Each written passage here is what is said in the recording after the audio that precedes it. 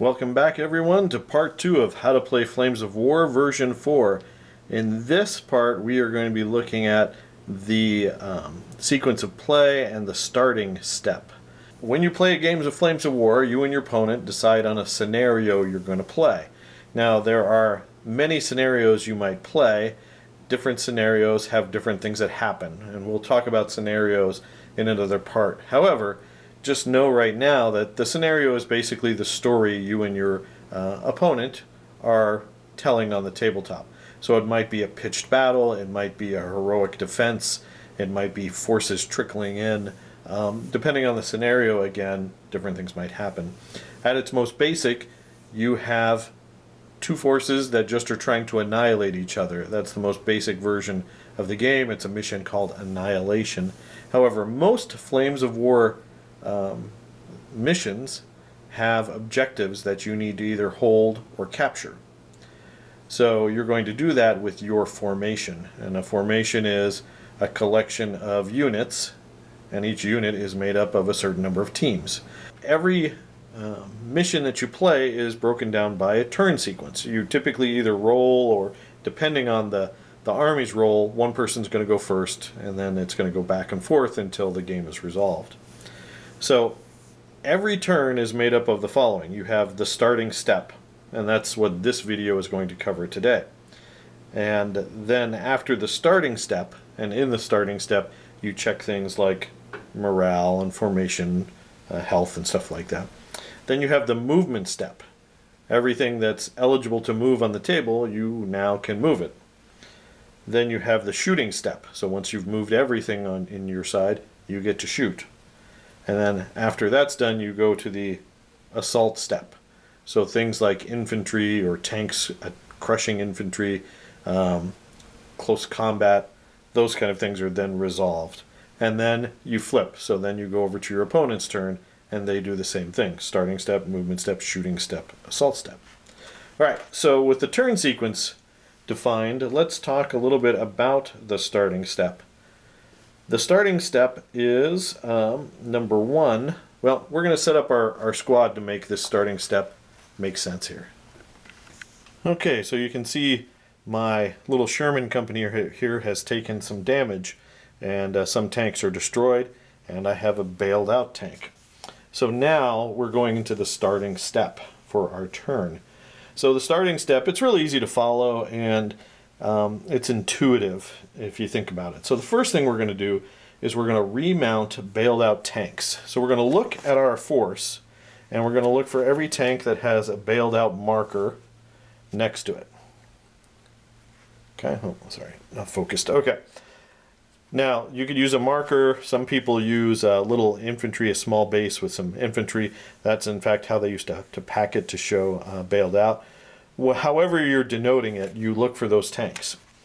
Then, once you have the tank, you consult the unit card and you look at the motivation.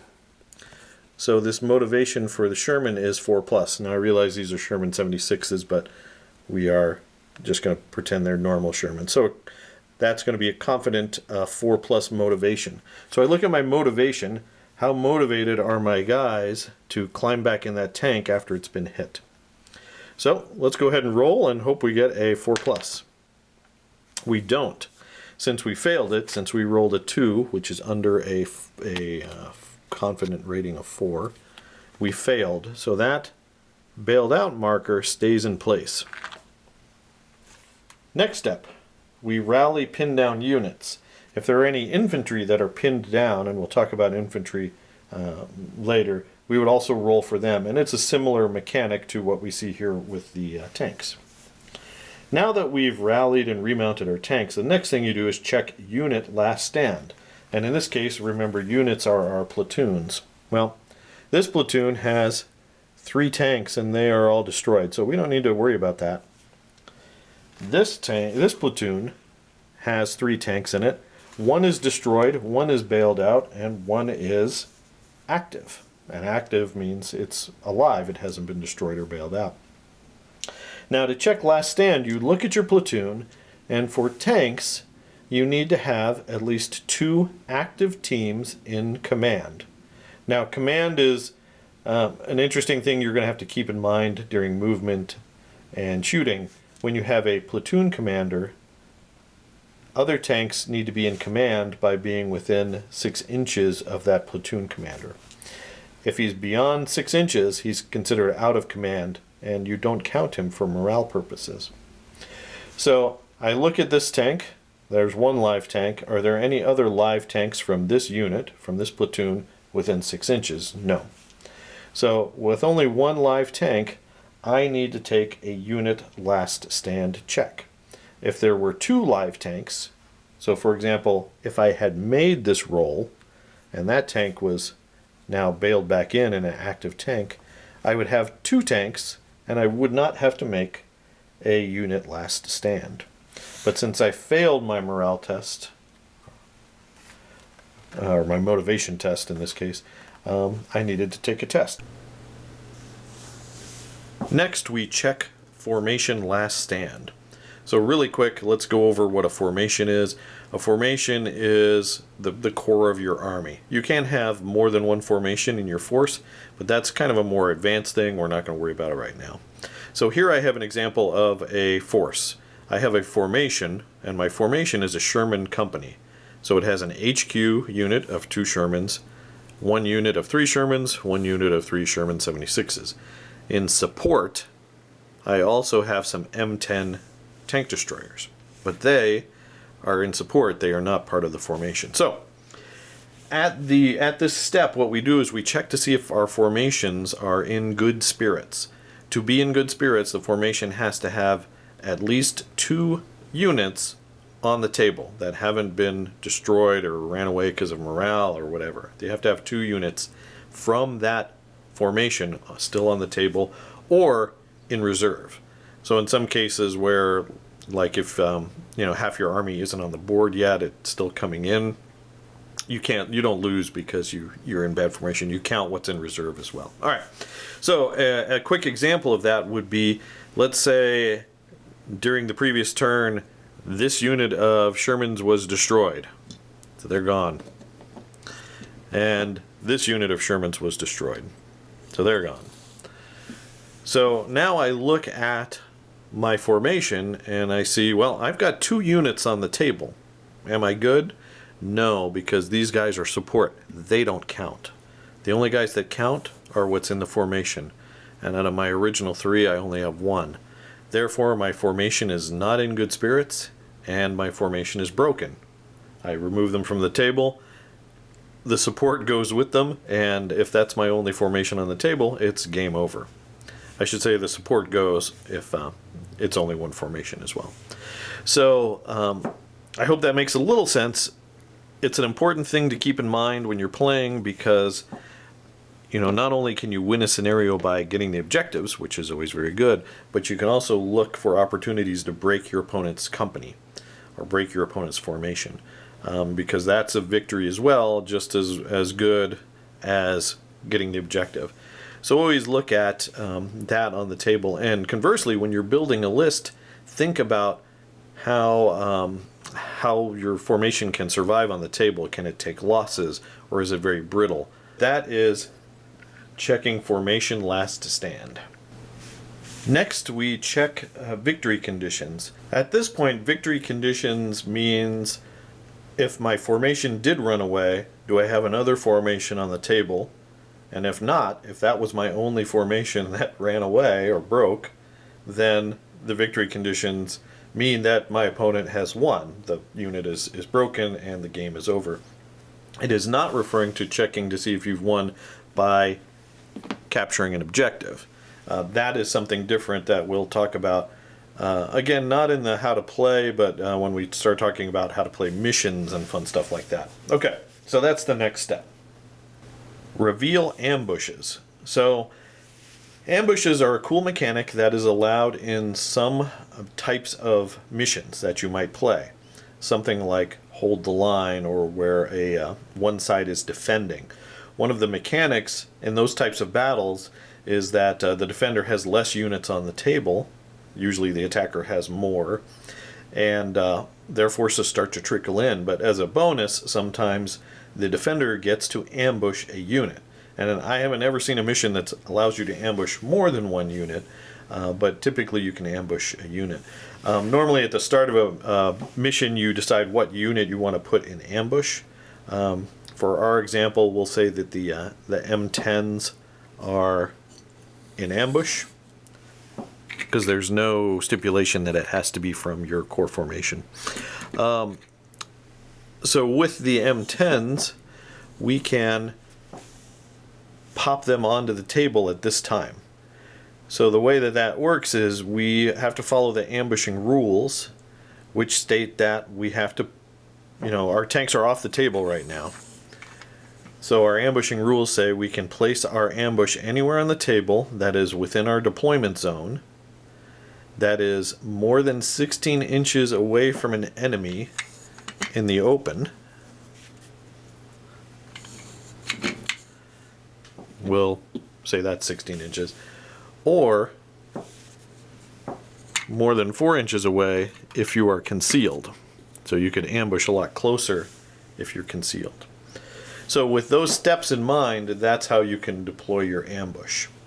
Next up, we're rolling for reserves. So reserves are cool. Again, in certain missions, your army might have not deployed entirely on the table.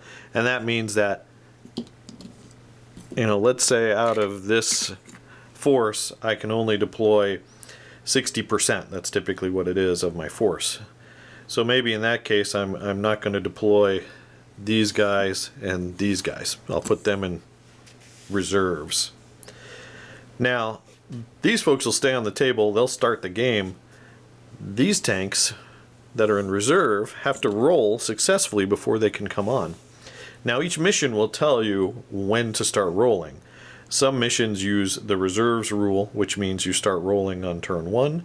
Some use delayed reserves, which means you start rolling on turn 3. The way that it works is each turn you roll a single die for the first turn, and if you get a 5 up, you get a unit. Every turn after that, you increase by 1 die. So in reserves, for example, on turn 1, I would roll 1 die. On turn 2, I would roll 2 dice. On turn 3, I would roll 3 dice, and so on. The reserves arrive on a 5 or higher, 5 or 6. One interesting mechanic, though, to keep in mind is if you roll 3 or more dice, no matter what you roll, you're going to get 1 unit in. And that's just a mechanic to counteract the fact that people's reserve rolls can sometimes really, really stink. And you don't want reserves to never come in, because that just makes the missions a little bit more unfair.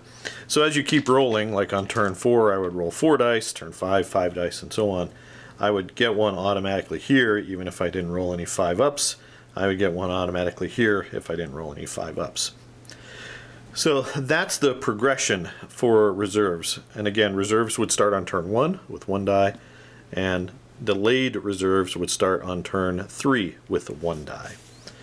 There are some advanced rules and some certain characters that might mess with reserve rolls, but for the most part, that's what you're going to deal with, is looking for those magical 5-ups. Next, we roll for aircraft. So one of the neat things you can purchase as support for your formations is air support. So here I've got a unit of IL-2 Sturmovix. The way that air support works is every turn you roll 1 die. And if that die is 4 or more, your airplanes show up that turn. And if it's less, they don't arrive, and you're very sad. So although it's a 4+, and so that's 50% of the time your airplanes should theoretically come in, I typically have horrible luck with my airplanes. And I think most Flames of War players, it feels that way. I'm sure statistically, if you go back through all of our battle reports, it'll probably average out, but it certainly doesn't feel that way. So aircraft arrive, and aircraft can be placed anywhere on the table, and they can be used to, pick out vulnerable targets or high threat targets. The enemy, if they have AA or self-defense AA, can shoot at them, but otherwise they're going to come in, hopefully wreck shop, and then are removed from the table at the end of the turn. Another thing to keep in mind with aircraft units is you only get 2 of them, so if they arrive on turn 1 and one of them gets shot down, then on the next turn, if you get them again, only 1 is going to show up. You don't keep getting more and more airplanes. So that is rolling for aircraft. Next, we remove friendly smoke markers. So we haven't talked about smoke yet, but smoke is one mechanic that certain units have. Primarily things like artillery might have smoke bombardments. Some main guns like tank guns, higher caliber guns might be able to fire smoke rounds that can smoke a target. So there's a couple things that can bring smoke onto the table. The way that smoke works is if American turn 1, this line of smoke is dropped, then the Germans would have their turn, and then now at the start of this turn, at step 9, which we're at right now, we would remove these smoke markers. So basically, if you put smoke on one turn, you're going to pull it off at the beginning of your next turn. Smoke is cool because it helps provide concealment to vehicles, and it's a way to screen your army so it's not destroyed at long range. And it's one way to make up things like if your opponent has longer ranged weapons than you, or you're trying to close on an objective, you're an attacker in an attacking mission, things like that. Alright, so that is the starting step in a nutshell. So the starting step, there's not a lot to do, but it's important that you get the order of operations right and you do it in the correct order, because it is important. You always remount your units first before you make a unit test. You make your unit test before you make your formation check. And so that's a very logical order. You start at the smallest, the individual team, and you see if he can bail back in. Then you roll for the whole unit if they are not in good spirits, and if they run away, then you roll for your formation. So there's a logical progression for that. The other part of that is revealing ambushes comes before rolling for reserves, which comes before checking to see if your airplanes show up. So it makes it a little bit risky. You can pop your ambush. You have to decide, do I want to pop my ambush now and hope my reserves come in, or do I want to wait a turn or two and make sure my reserves come in and then pop them? So you have a lot of guessing and gambling that you're going to have to make. Same thing with the airplanes. You're going to bring in your airplanes, but that's going to be decided after your ambushes and after your reserves. So just keep in mind, the most important thing to think about is just keeping that order of operations right. And once you start playing, it's a very natural flow. All right, guys. So this ends part 2 of the How to Play series. I hope you enjoyed this. Next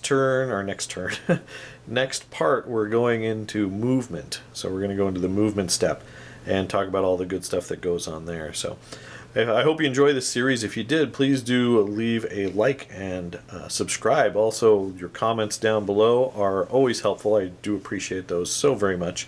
Also, click that bell to receive notification when we release additional parts to this How to Play series, as well as other exciting videos. If you like our Flames of War content, please do check out our Patreon. I'll leave the link in the video description below. Alright guys, thanks for watching, and keep on wargaming.